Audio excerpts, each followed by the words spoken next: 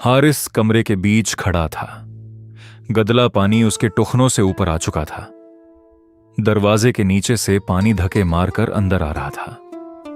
नूर दादी की चारपाई के पास बैठी रो रही थी। बाहर से एक आदमी चलाया, मस्जिद के चबूतरे पर चढ़ जाओ। हारिस खिड़की तक भागा। गली नाले की तरह बह रही थी। मस्जिद सामने थी, बस चंद कदम दौर। मगर बीच का रास्ता पानी ने काट दिया था। हारिस 12 साल का था। उसका नीला करता पानी से चिपक गया था। उसने नूर का हाथ मजबूती से पकड़ा। दादी जैनब बीबी लाठी के सहारे उठने लगे। उनके घुटने कांप रहे थे। अचानक सहन की कुची दीवार का एक टुकड़ा टूटा। मट्टी छुप से पानी में गिरी। फिर पानी और जोर से अंदर घुसा। दादी ने धीमी आवाज में कहा, बेटा अब देर न कर। हारिस समझ गया, घर अब पनाह नहीं था। हारिस नूर को साथ लेकर दरवाजे तक पहुंचा। उसने दादी को भी कुंधे से सहारा दिया। दहलीज पर कदम रखते ही पानी टांगों से टकराया। नूर का हाथ फिसलने लगा। हारिस ने झट उसे खींचा और सबको पीछे कर दिया।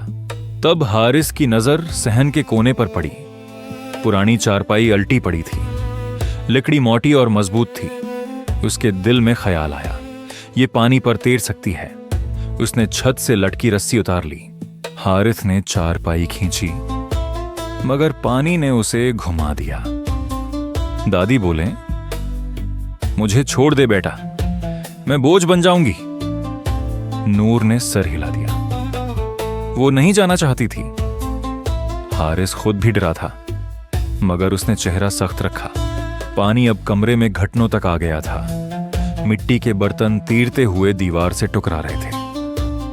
भैंसों के बाड़े की तरफ से घबराहट का शोर आ रहा था। छतों पर लोग एक दूसरे को नाम लेकर पुकार रहे थे। हारिस ने पूरी ताकत से चारपाई धकेली। वो दरवाजे में उटक गई।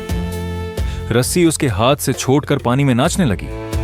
नूर चीखी और दादी से लिपट गई। हारिस के दिल में ठंडा सा डर उतरा। वो अकेला सबको कैसे बचाएगा? दादी ने कांपता हाथ इसके कंधे पर रखा।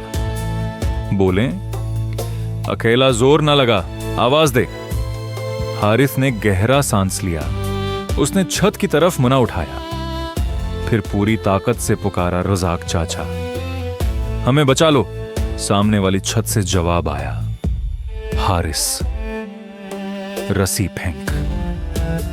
हारिस ने रस्सी का सरा घुमाकर ऊपर फेंका। रजाक चाचा ने उसे पकड़ लिया। हारिस ने नूर को चारपाई के बीच बैठाया, फिर दादी को किनारे से संभाल कर बैठा दिया। पानी ने चारपाई को एक तरफ धकेला। हारिस ने रस्सी दानत भेंचकर पकड़ी रखी। रजाक चाचा और 2 आदमी ऊपर से खींचते रहे। चारपाई हिचकुले खाती गली पार करने लगी।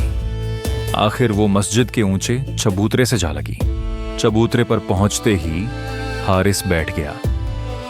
इसकी टांगें कांप रही थीं। नूर ने उसका हाथ दोनों हाथों से पकड़ लिया। दादी ने उसके सिर पर हाथ फेरा। हारिस पहली बार रो पड़ा। मगर अब वो अकेला नहीं था। रावी का पानी गांव में चढ़ा रहा। दीवारें भीगती रहीं। लोग एक दूसरे को ऊपर खींचते रहे। इस दिन हारिस ने जान लिया कि मुश्किल में सिर्फ भागने वाले नहीं बचते वो हैं जो एक दूसरे को थाम लेते हैं